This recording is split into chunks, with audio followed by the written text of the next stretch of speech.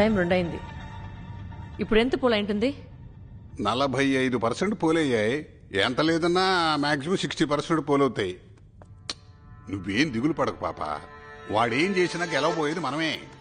మీలో చాలా మందికి అనుమానం వచ్చుండొచ్చు, ఇవన్నీ చేస్తోంది సుందరేమోనని. ఎస్, నేనే.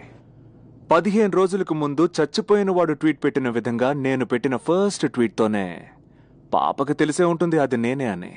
బట్ నేనేం చేయబోతున్నానో తెలియదు గనక, చచ్చిపోయినవాడు ఎప్పటికీ రాబోయేది లేదు గనక పాప అబద్ధం చెప్పింది. అది మాత్రమే కాదు, మాజీ సీఎం పుణ్యమూర్తి గారు చనిపోయింది ఎలాగో, ఇంకొద్దిసేపట్లో చాలా ముఖ్యమైన వారు లైవ్లోకి వచ్చి చెప్తారు. వారే పుణ్యమూర్తి గారి భార్య, పాపకి సొంత అమ్మ. ఇంతవరకు ఎవరు ఓటేయకపోతే ఇంకొద్దిసేపు వెయిట్ చేయండి. 2:30కి లైవ్లోకి వచ్చి మాట్లాడతారు. విన్న తర్వాత ఓటేయండి. అమ్మా అమ్మా అమ్మా అమ్మా ఏంటమ్మా? అమ్మ కనపట్లేదు. అమ్మ మాట్లాడకూడదు అంకుల్. ఇంకా 4 గంటల టైం ఉంది. అమ్మ మాట్లాడపోతే జరిగినంత నేను వేరే విధంగా మార్చేస్తాను. అమ్మా అమ్మ ఇక్కడ. అమ్మగారు అయ్యగారు సాంబార్ కాడికి వెళ్ళారమ్మా.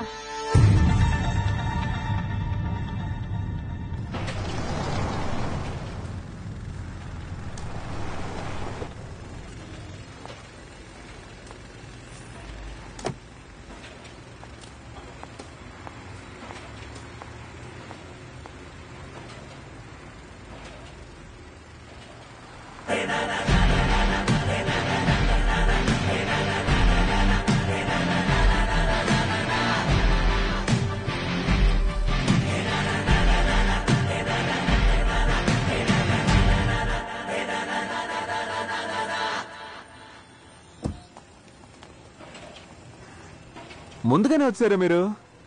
రిపోర్టర్స్ వెనకాల వస్తున్నారు. ఇంకా 10 నిమిషాలు ఉంది. న్యూస్ రీడర్ని చూడలేదు కదా?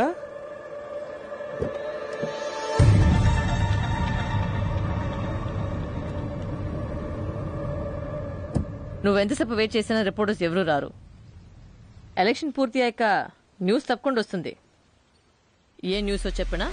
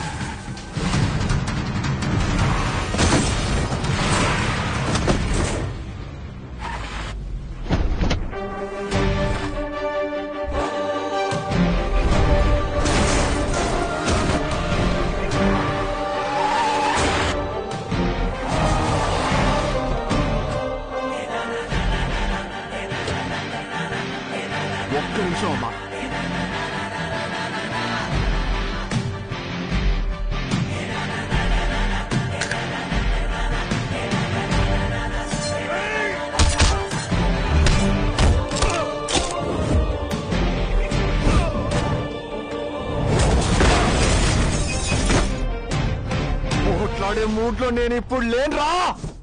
ఇలా చూడండి, సామాన్యంగా నా కోపం రాదు, కానీ ఇప్పుడు చాలా కోపంగా ఉన్నాను. నువ్వు పుట్టేలా కొట్టను రా, నీ తల్లి చచ్చేలా కొడతాను.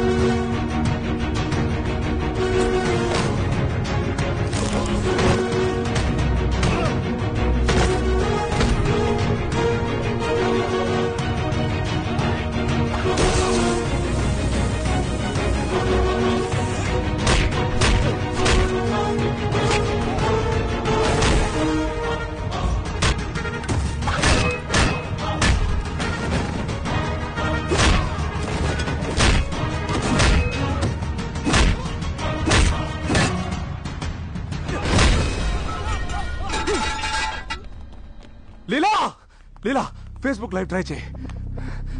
అమ్మా నాకేం చెప్పారో ఆ మాటే మీడియాకి చెప్పండి ప్లీజ్.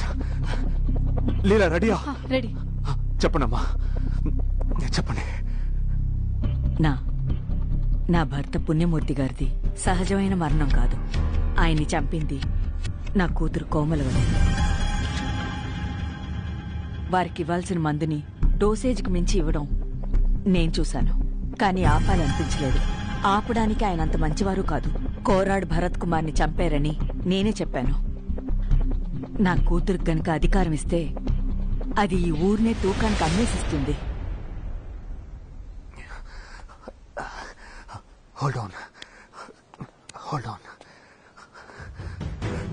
ఈ ఫేస్బుక్ లైవ్ అన్ని ఛానల్స్ లో వస్తోంది. అందరూ చూస్తుంటారని నాకు తెలుసు. ఇంతవరకు 53% పోలింగ్ జరిగింది. మామూలుగా మాక్సిమం 80% ఓట్లు పోలవుతాయి. ఇప్పుడున్న సిచ్యువేషన్ లో ఒక్కవేళ మనం తప్పించుకోవాలంటే మిగిలిన ఒక్కొక్క రోజు ఓటు వేస్తే మాత్రమే ఛాన్స్ ఉంటుంది. చిన్న వయసు సార్, వాళ్ళేం తప్పు చేశారు సార్? రిపోర్టర్ భరత్ కుమార్ ని మాత్రమే కాదు, వాళ్ళ తప్పుల్ని నిలదీసిన 18 మందిని నిర్దాక్షణ్యంగా చంపారు. అందరూ వీళ్ళలా యువకులే సార్. ఏనాటికైనా అందరి జీవితాల్లో వెలుగు రాకపోతుందా అని కలలు కన్నారే కానీ వీళ్ళు చేసిన తప్పేంటి సార్? ఇంతమందిని చంపే ధైర్యం వీళ్ళందరికీ ఎక్కడి నుంచి వచ్చింది సార్? వాళ్ళు మనల్ని మనుషులుగా చూడల్లా డబ్బులిచ్చుకున్న ఓట్లలా చూస్తున్నారు. మనము డబ్బులు తీసుకుని ఓట్లేయడం వల్లే వాళ్ళకింత పోకరు. ఇంత పెద్ద స్టేట్ లో 45-50% ఓట్లు పడుతున్నాయి. అందులో డబ్బులిచ్చి 10%, దొంగ ఓట్లకు 5%, ముక్కు పుడక ఉంగరానికి 5%. 100% ప్రజల్ని ఏలేవాడిని 20% ప్రజలు మాత్రమే నిర్ణయిస్తున్నారు. Is it democracy?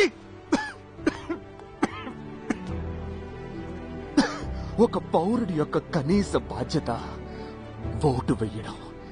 ఇక 3 గంటలే ఉంది. కొంచెం సోమర్తనం ఉన్నవాళ్ళు, ఇంట్లో కాలక్షేపం చేసేవాళ్ళు మాత్రమే కాదు, ముఖ్యమైన పనులు ఎన్నున్నా సరే వద్దులేసి వెళ్ళి ఓటేయండి. గంట సేపు క్యూలో నుంచొని వేలితో ఒక్కసారి నొక్కి నీ దేశం కోసం ఓటు కూడా వేయలేకపోతున్నారంటే మీరే మొదటి దొంగలు, మీరే మొదటి నేరస్తులు. ఉంది 3 గంటలే. వదిలారో ఈ కేసుని 20 ఏళ్లు సాగదీస్తారు. ఈ దేశం 50 ఏళ్లు వెనకబడుతుంది.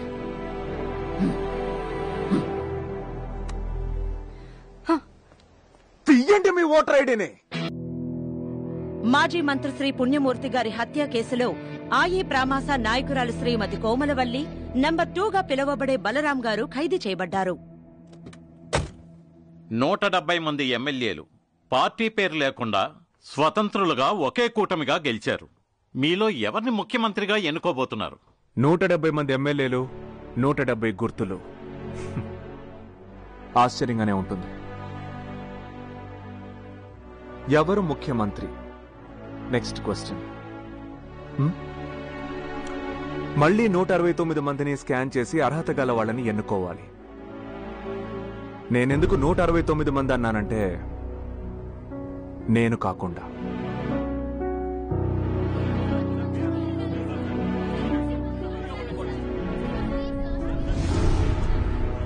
ఎదిరించేవాళ్లు లేకపోవడమే ప్రజాస్వామ్యానికి పెను ప్రమాదం. నేను ముందు వరుసలో ఉంటాను, ఎదిరించేవాడిగా, ప్రశ్నించేవాడిగా. ఇది నేను ఆలోచించి తీసుకున్న నిర్ణయం. ఫిక్స్ అయ్యాను.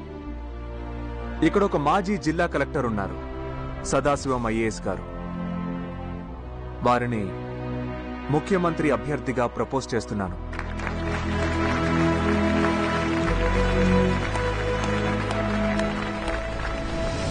మొత్తం కేవలం 14 రోజులు.